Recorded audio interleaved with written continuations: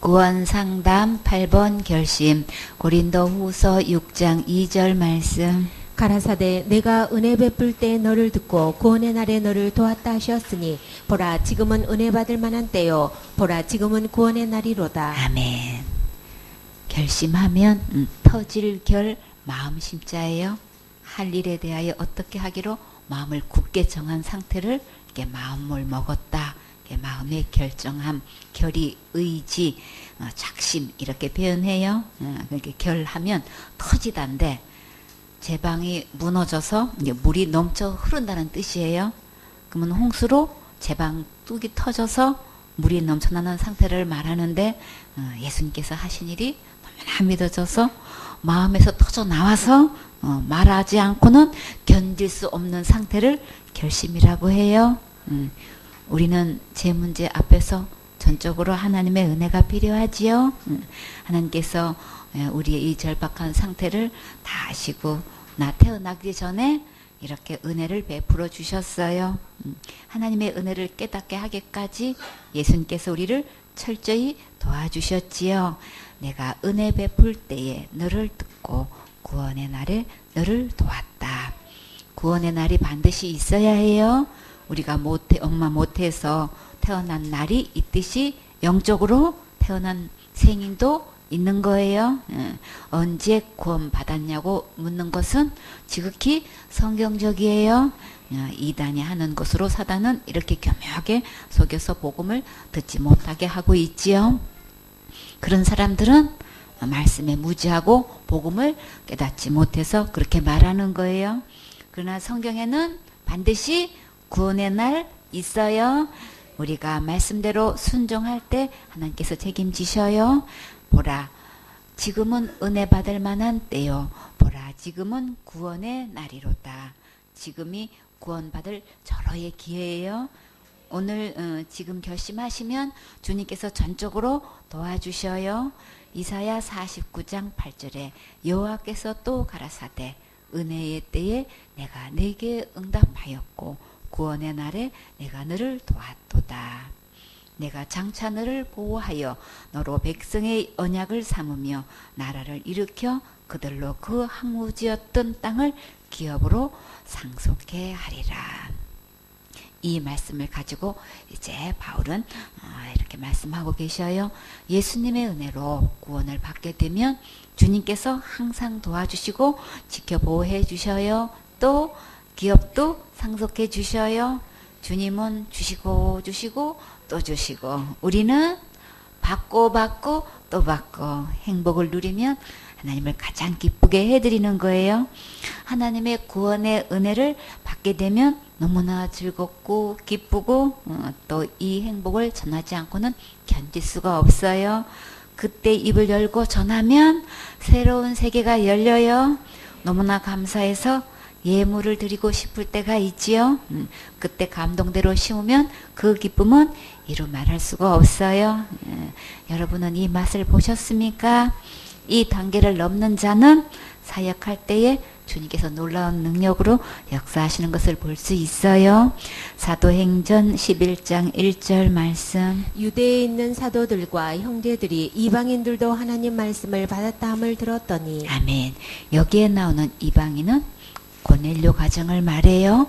사도행전 10장 1절에 보면 이제 가이사라에 고넬료라 하는 사람이 살았어요. 여기는 이제 로마 군대인데 이달리아 데라로 이제 그 군대의 백부장이었어요. 그는 경건해가지고 온 집으로 더불어서 하나님을 경외하는 집안이었어요. 그것뿐만 아니라 백성들을 많이 구제하고 여기서는 이스라엘 백성을 이야기하는 거예요. 그리고 하나님께 항상 기도하는 사람이었어요. 근데 하루는 제 9시쯤 되어서 이제 기도를 하는데 환상 중에 보니까 하나님의 사자가 들어왔어요. 그러면서 고넬료야 라고 이름을 부르는 거예요. 여러분도 기도할 때 천사가 와서 누구야 하고 이름 불러보신 적 있어요? 고넬료는 천사까지 찾아와서 이름을 불러주었어요. 그래서 고넬료가 얼마나 놀랬겠어요, 그죠? 그래서 주목해서 보니까 막 너무 두려운 거야, 그쵸? 그래서 자신도 모르게 주님 무슨 일이니까라고 이제 천사한테 그렇게 물으니까 천사가 네 기도와 구제가 하나님 앞에 상달하게 하여 가지고 기억하신 바가 되었다고. 그래서 그것에 주님께서 응답해 주시려고 특별히 이렇게 천사를 보내주신 거예요. 내가 지금 사람들을 요바에 보내서 베드로라는 시몬을 초청을 해라. 또 이렇게 말씀하시는 거예요. 저는 피장에 시몬의 집에 우거하니 그 집은 해변에 있느니라 하더라. 서울에 가서 김서방 찾게 하는 거예요 지금. 그때 해변가에 누구라고 하면 그만큼 알려진 집인 거죠. 그러면 다 알 수 있도록 이렇게 알려주었어요. 그래서 마침 말하던 천사가 이제 떠났어요. 근데 고넬료는 그 말씀을 어떻게 했나요? 즉시 집안 하인들을 둘을 불러가지고 종들 가운데서도 아주 경건한 사람을 하나 불러서 내 일을 다 이제 이야기하면서 천사가 이렇게 요바에 가서 이렇게 시몬이라는 사람을 초청해 오라고 그렇게 말씀하셨다고 하니까 이렇게 해서 이제 베드로가 초청을 받아서 이제 복음을 전하게 되었는데 이때 이제 온 가족뿐만 아니라 친척하고 친구들까지 이제 함께 모여서 복음의 말씀을 듣고 이제 구원받는 놀라운 역사가 이제 크게 일어났어요. 그 일을 마치고 이제 예루살렘에 이제 올라왔는데 그것을 이제 문제 삼는 사람들이 있었어요. 2절에 보니까 베드로가 예루살렘에 올라갔을 때에 할례자들이 힐난하여 가로되 내가 무할례의 집에 들어가 함께 먹었다 하니 이제 할례자들이 베드로가 무할례자의 집에 들어가서 함께 먹은 것을 문제 삼고 트집을 잡고 이제 따질 때에 베드로는 조용히 이 일에 대해서 하나님께서 인도하시고 놀랍게 역사하신 것을 이제 전했어요. 처음에 베드로도 이방인과 함께 식사하는 것을 유대인들이 보고 힐난할까 봐서 어떻게 썼나요?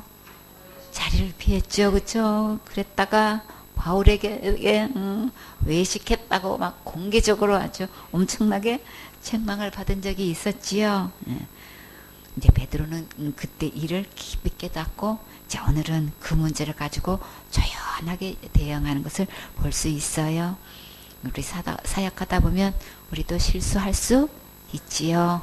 그럴 때 지적해주고 책망해주고 바르게 인도해줄 수 있는 지도자가 있는 것은 큰 축복이에요. 정말 큰 그릇은 책망을 달게 받을 줄 아는 자예요. 그릇이 깨끗해야 귀하고 장곽에 쓰임 받을 수 있지요. 서열로 보면 베드로가 한참 위인 것 같은데 근데 바울이 책망할 때 조용히 아멘으로 달게 받아들였지요. 이렇게 아름답게 다듬으셨기 때문에 고넬료 가정에서 귀하게 쓰임 받을 수 있었던 거예요. 베드로 정말 멋진 큰 그릇이지요.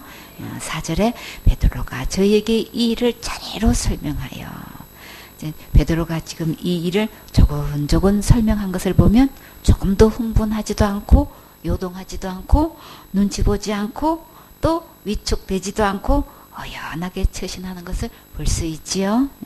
5절에 가로되 내가 요빠 성에서 기도할 때에 비몽사몽간에 환상을 보니 큰 보자기 같은 그릇을 내 귀에 메어 하늘로부터 내리어 내 앞에까지 들이오거늘.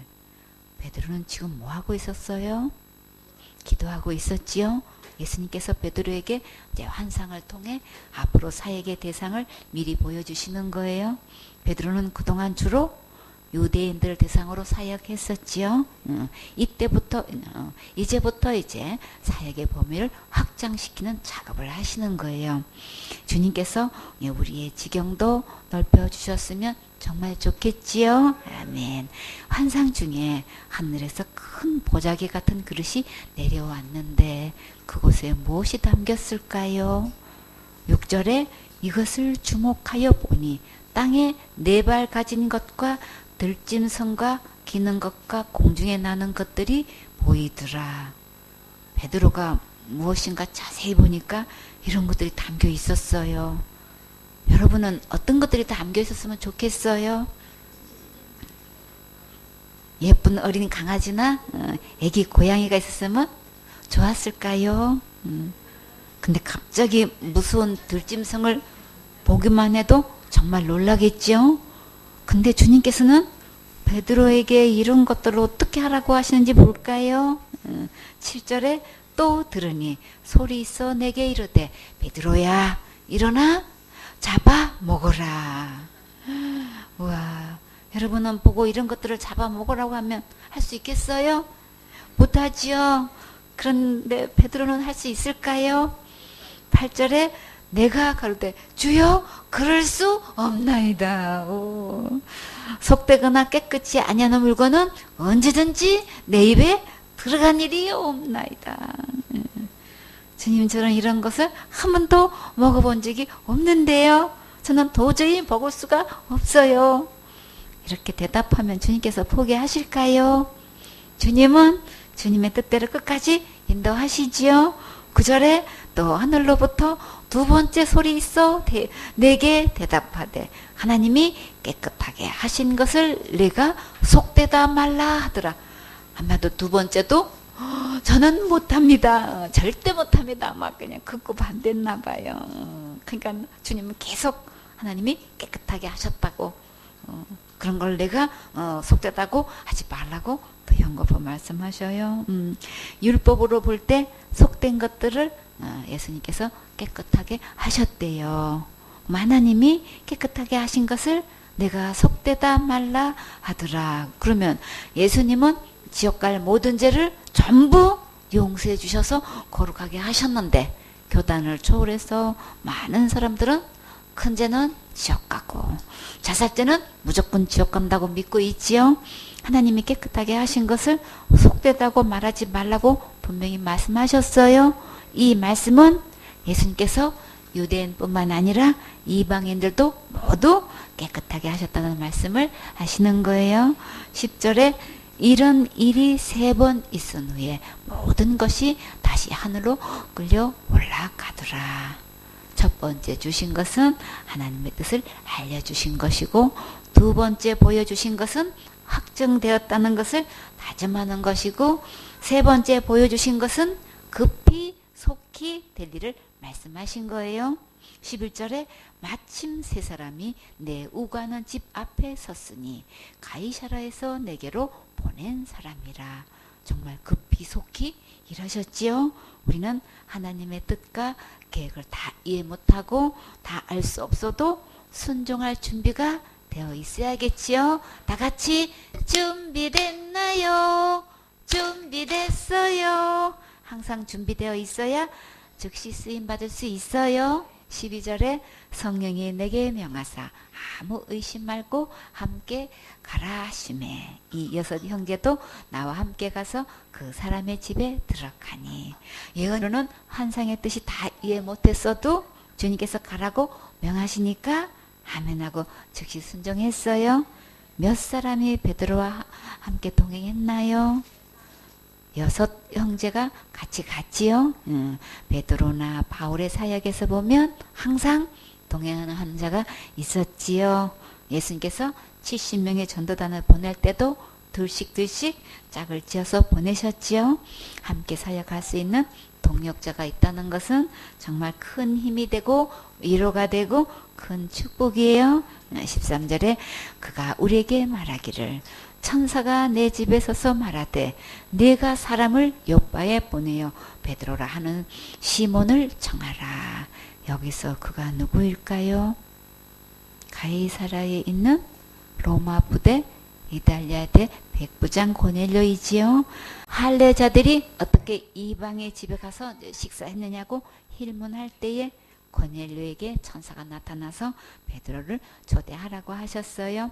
14절에 그가 너와 내 온 집에 어떤 말씀이 있어요? 구원 얻을 말씀을 내게 이르리라 함을 보았다. 그늘 천사가 베드로를 한마디로 어떻게 소개했나요? 그가 너와 내 온 집에 구원 얻을 말씀을 내게 이르리라. 베드로에게는 어떤 말씀이 있었나요?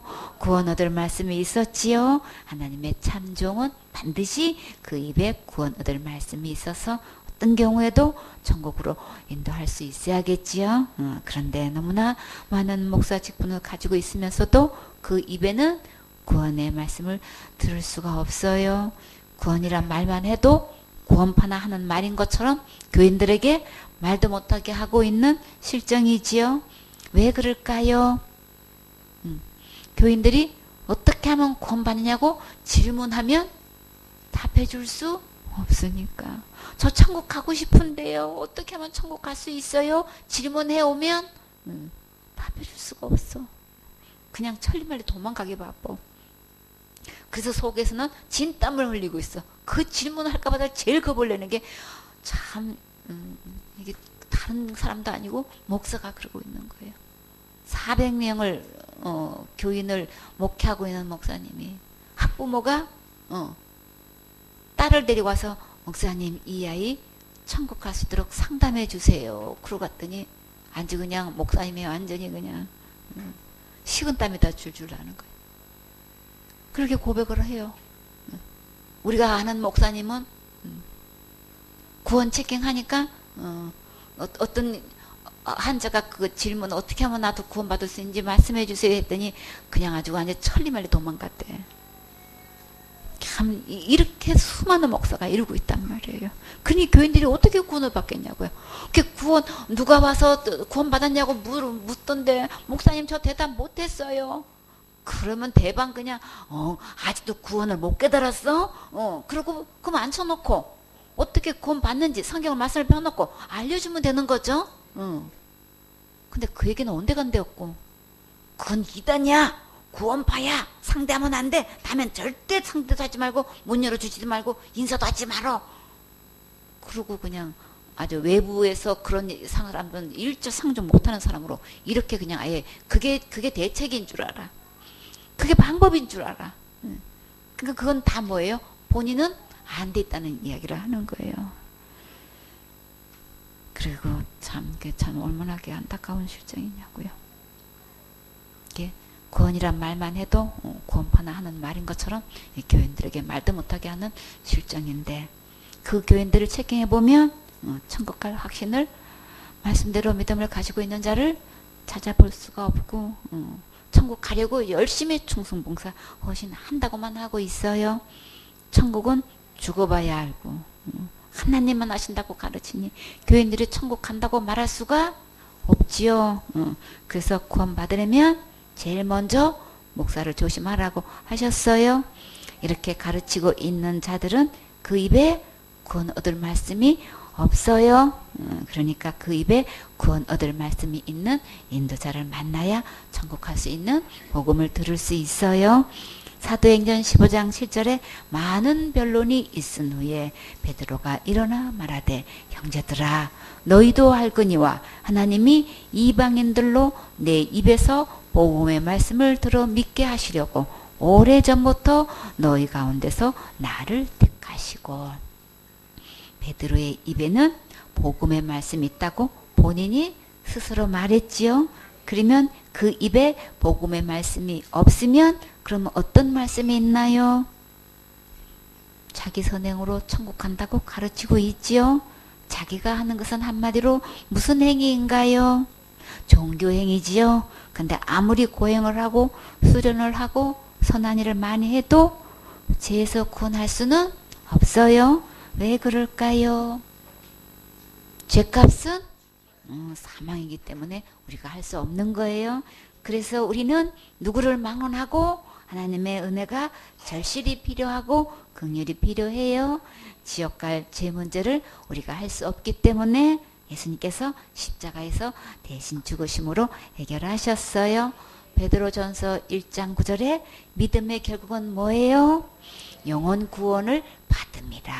내가 예수님을 믿었다고 하면 구원을 지금 현재 받아져 있어야 되는 거예요. 예수님을 믿는다는 것 말 따로 구원은 그는 죽어봐야 하는 거고 그건 하나님만 아시는 거고 차차 이루어가는 거고 전부 다 지금 이렇게 얘기하고 있다고요. 그러면 현재 구원받은 사람 한 명도 없는 거예요. 그 말대로 하면은. 근데 성경 말씀을 펴놓고 기록된 말씀에서는 내가 믿는다면 결국 내 영혼이 구원을 받아야 된다고 이렇게 말씀하셨는데, 믿음은 결국은 영혼을 구원을 받아져 있어야 되는데 구원하고는 전혀 상관없이 지금 교회 생활하고 있는 거예요. 교회 생활이 말만 교회 생활이야. 교회가 아니고 종교 생활하고 있는 거예요. 다른 종교와 다를 바가 없는 지금 종교 행위를 하고 있는 거예요. 심지어 바울은 유대인들을 향해서 뭐라고 그랬어요? 그렇게 율법에 열심히 있는 바리새파 중에 바리새인이요 막 이렇게까지 얘기를 하면서 그 모든 열심히 있는 자들을 향해서 한마디로 그들은 뭘 하고 있다 그랬어요? 종교에 열심히 있다 그랬어요. 유대 성경 말씀대로 율법을 철저히 지켜오는 몇천 년의 조상들이 하나님을 섬겨왔는데, 하나님을 경배해 왔는데 어떻게 바울이 그들을 향해서 종교라고 그렇게 말할 수 있느냐 말이에요. 왜 종교라고 얘기했을까요? 구약에서나 신약에서나 진짜 복음은 어떤 거예요? 예수님이 다 이뤄놓으신 거예요. 구약에서도 어린 양의 희생을 드려서 죄사함을 얻는 것을 누누이 말씀하셨죠? 구약에서는 그게 설교 말씀인 거예요. 그게 하나님의 말씀인 거예요. 제물을 어린 양을 가지고 제사를 드려서 제사장이 그 피를 가지고 단불에 바르고 제단에 뿌려서 그 죄를 사했죠. 그 제사장이 그 일을 했단 말이에요. 그게 복음인 거예요. 그걸 누누이 설교 말씀을 하셨고 복음을 전한 거예요. 구약의 말씀을 펴놔도 예수님이 다 하신 거고, 신약의 말씀을 펴놔도 다 예수님이 예언하신 예수님이 오셔서 실제로 몸을 들여서 구약에 그렇게 예언했던 그 모든 희생된 짐승은 예수님이라는 거. 그래서 그 예수님 몸을 들여서 우리의 지옥과 모든 죄를 다 깨끗하게 용서해 주셨다는 거. 그 지옥과 모든 죄에서 구원해 놓으셨다는 거. 이것이 그대로 이루어진 것처럼 내가 진짜 하나님을 믿고 예수님을 믿었다면 내 영혼이 지금 구원받아져 있어야 된단 말이에요. 근데 그 구원 얻을 말씀이 그 입에 없는 다른 목사들은 지금 어떻게 얘기하고 있어요? 구원받은 게 전혀 아니야. 본인도 구원 안 받았고 우리 교인들은 구원 받았다고 말을 할 수가 없는 거예요. 자기가 뭐라고 가르치고 있는 거예요? 구원은 이루어가는 거라고 그렇게 가르치고 있으니 이 성경 말씀대로의 믿음이 전혀 아닌 거예요. 그러니까 구원 받았다고 할 수가 없지요. 그래서 그 믿음을 어떤 믿음이라고 해요? 다른 믿음이라고 하는 거예요. 그 다른 믿음은 다른 곳에 가요. 그것이 어딜까요? 예. 그들 말 그대로 구원이 이루어져 가는 거라면, 죽어봐야 알고 하나님만 아신다고 하면 한 명도 구원받은 상태가 아니기 때문에 죽으면 그냥 100% 지옥 가는 거예요. 그래서 진짜 구원받기를 원하면 교회 다니면서 종교 활동이나 하고 그냥 교제권에서 그렇게 지내려면은 모르되, 정말 내 영혼이 구원받고 싶으면 제일 먼저 목사를 삼가해라 그랬죠. 거짓 선지자 삼가하라 그랬죠. 너무나 많은 숫자가 넓은 길, 큰 길로 가고 있고 그 수많은 목사가 주님은 뭐라 그랬어요? 불법을 행하는 자들아 내게서 떠나가라 그랬단 말이에요. 떠나가면 어디 가야 되는 거예요? 지옥 갈 목사가 너무나 많은 거예요. 너무나 많은 거예요. 정말 이 베드로처럼 내 입에는 구원 얻을 말씀이 있고, 천사가 베드로를 소개해줄 때 그 입에는 구원 얻을 말씀이 있다. 이렇게 소개할 제대로 된 목사가 너무나 찾기 힘든 거예요. 그래서 진짜 참된 목사는 그 입에 구원 얻을 말씀이 있어요. 복음의 말씀이 있어요. 그 영혼이 그 말씀이 전해지면 그 영혼이 실제로 구원받을 수 있는 거예요. 그러니까 구분하셔야 되겠죠. 예수님께서 지옥갈 모든 죄를 영원히 용서하신 것을 믿을 때만 내 영혼이 구원받을 수 있는데, 예수님을 믿는다고 하면서 큰 죄를 지으면 지옥 간다고 하는 것은 결국 믿지 않는 거예요. 고넬료가 그렇게 기도하고 구제가 상달되어서 하나님께서 천사를 보내요 말씀해 주실 정도인데, 고넬료 가정이 모두 하나님을 경외했는데도 아직 무엇을 받지 못했나요? 그 영혼은 아직 구원을 받지 못한 거예요. 여러분은 고넬료처럼 이렇게 선행도 많이 하고 기도도 많이 했었나요? 고넬료보다 더 많이 했어도 영혼이 구원 얻을 수는 없어요. 근데 너무나 많은 사람들이 이것을 모르고 있지요. 더 이상 속지 마시고 분별하셔서 이 복음을 듣고 영원한 구원을 받으세요. 고넬료처럼 겸손하게 아멘으로 받으시고 마음을 열고 들으면 구원의 복음을 깨달을 수 있어요. 고넬료 가정은 모두 구원받았고 오순절날 다락방에서 전무후무한 성령님의 역사가 고넬료 가정에서 동일하게 있었어요. 성령님의 역사로 방언도 하고 항상을 보고 여러 가지 영적 체험을 했어도 구원받은 것은 아니에요. 이런 것을 체험했다고 죄로부터 구원받을 수는 없지요. 옳게 분별하셔야 돼요. 죄는 반드시 사망이기 때문에 오직 죄로부터 구원은 예수님의 십자가에서 흘리신 피로만 되는 거예요. 15절에 내가 말을 시작할 때에 성령이 저에게 임하시기를 처음 우리에게 하신 것과 같이 하는지라.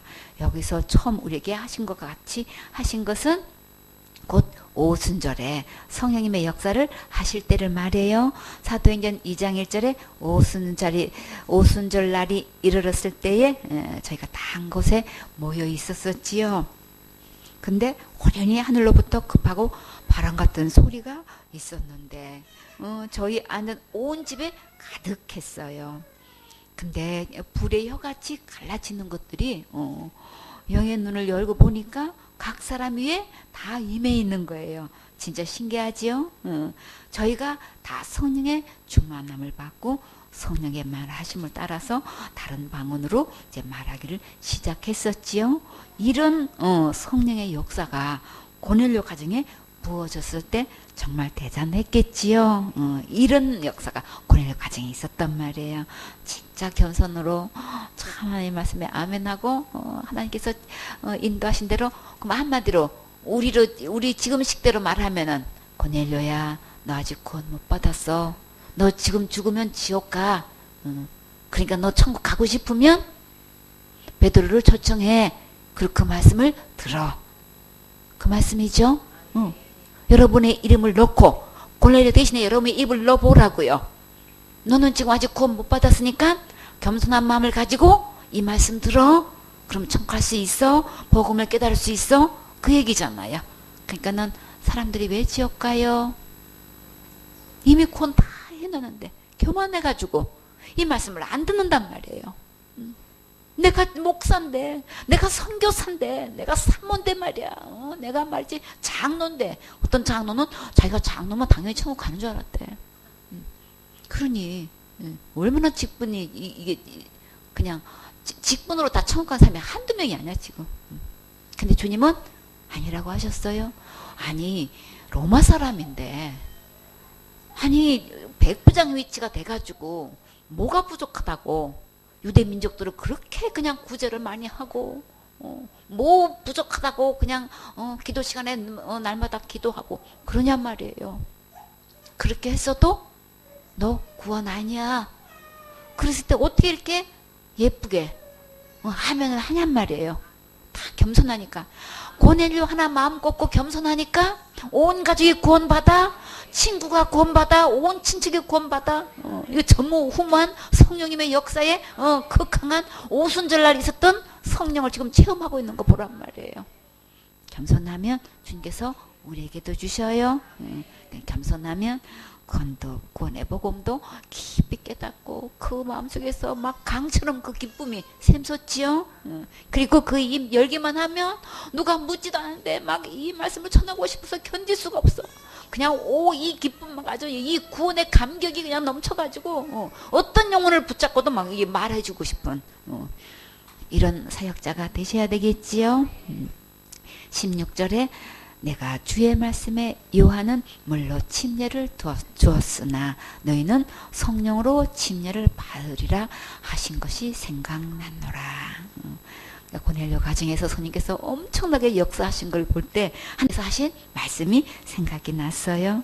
그래서 침례는 물 침례가 있고 성령 침례가 있어요. 물로 주는 침례는 침례 요한이 했지만 성령 침례는 하나님께서 친히 역사하셨어요. 17절에 그런즉 하나님이 우리가 주 예수 그리스도를 믿을 때에 주신 것과 같은 선물을 저희에게도 주셨으니 내가 누구간데 하나님을 능히 맡겠느냐 하더라. 예수님을 믿을 때에 주신 것과 같은 선물이 무엇인가요? 구원의 선물을 주셨지요. 영생도 주셨고 제3의 은혜도 주셨고 깨끗하고 의롭고 또 온전함과 거룩함도 주셨고 하나님의 자는 되는 권세도 주셨어요. 받은 사람은 받은 얘기해요. 내 안에 이루어진 자는 이루어진 것 말하게 돼요. 고린도전서 15장 1절에 형제들아 내가 너희에게 전한 복음을 너희로 알게 하노니 이는 너희가 받은 것이요 또 그 가운데 선 것이라. 참 받은 거라고 분명히 이야기했죠. 이 복음을 듣고 믿었으면 반드시 우리는 구원을 받은 거예요. 영생도 받은 거예요. 받은 것은 반드시 말하게 되어 있어요. 성경 어디를 봐도 구원은 지금 현재 받은 상태인 거예요. 주고 봐야 아는 거 다 죽으면 다 알아요. 그냥 지금 받아야 되는 거예요. 지금 받은 거 다 알 수 있어요. 하나님만 아시는 거 아니고 우리도 다 알 수 있도록 주님께서 말씀을 기록해 놓으셨어요. 그러니까 속지 마시고 말씀대로 믿으셔야 돼요. 누가복음 1장 1절에 우리 중에 이루어진 사실에 대하여 처음부터 말씀의 목격자 되고 일꾼된 자들의 전하여 준 그대로 내력을 조수로 하려고 붓을 든 사람이 많은지라. 다 우리 중에 이루어진 사실에 대해서 어디에 이루어졌어요? 내 안에, 내 마음에 이것이 이루어졌다고요. 하나님께서 예수님을 보내주셔서 우리를 지옥과 모든 짓에서 구원해 주시려고 보내셨는데 이것이 이루어졌다고요. 이루어진 것이 어디에 이루어져야 돼요? 내 안에 이루어져야 돼요. 예수님께서 십자가에서 다 이루신 이것이 이 구원이 내 안에 이루어져야 된단 말이에요. 성경은 어디를 봐도 내 안에 이루어진 사실을 증거하고 있어요. 그냥 속으면 안 되겠지요.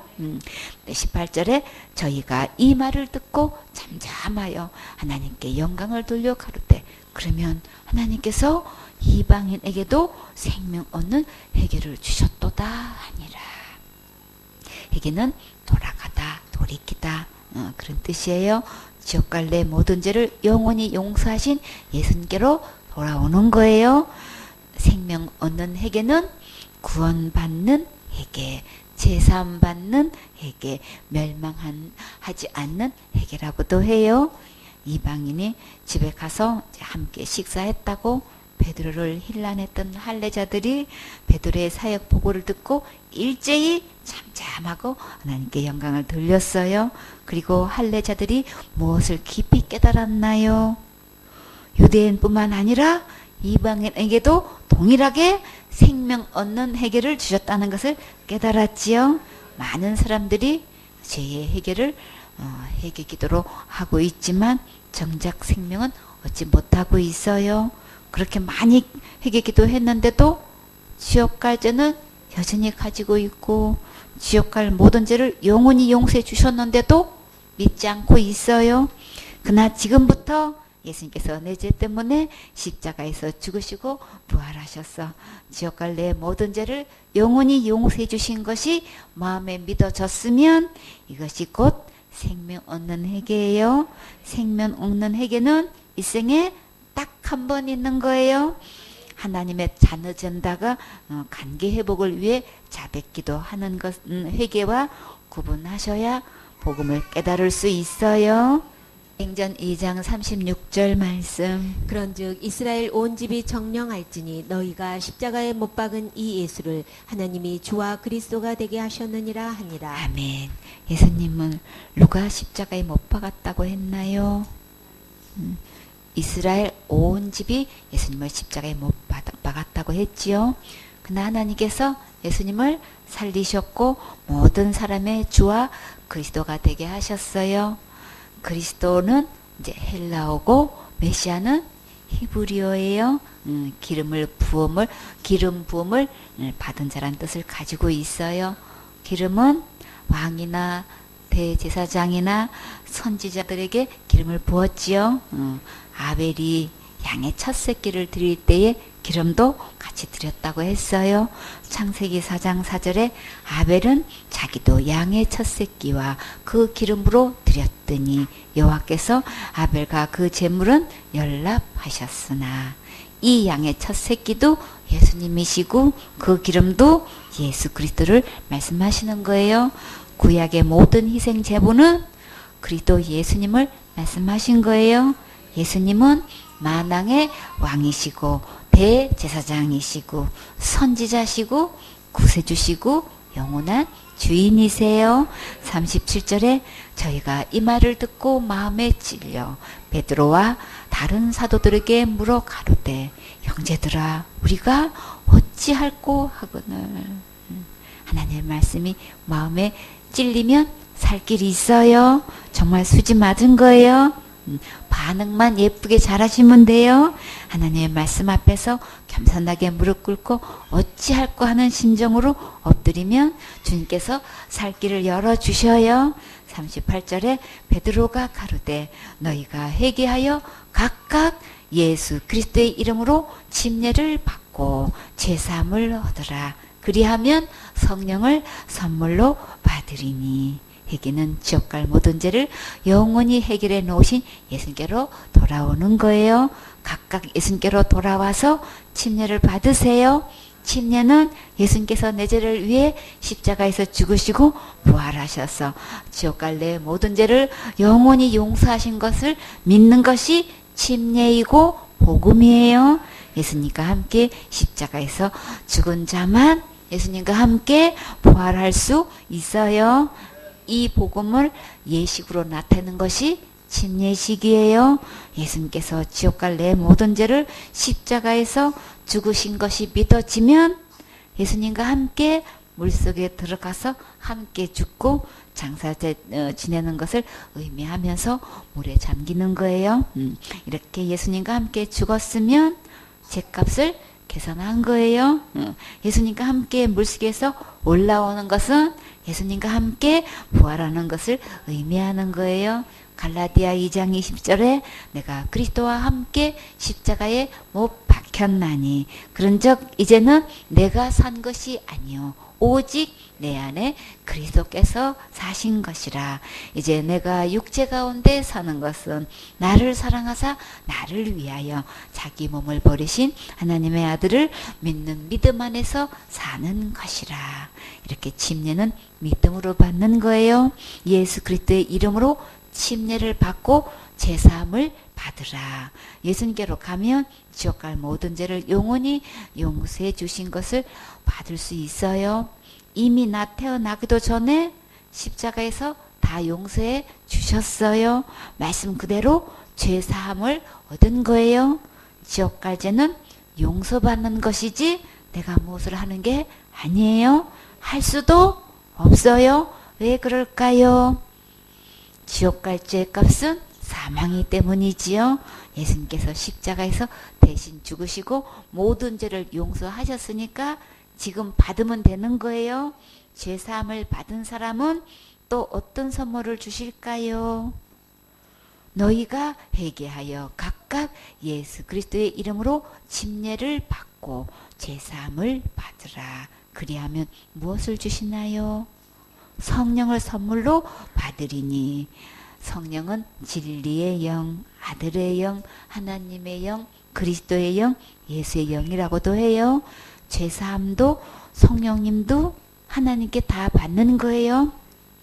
오늘 침례도 받고 제사함도 받고 성령도 받는 최고로 멋진 행복한 주인공 되세요. 아멘.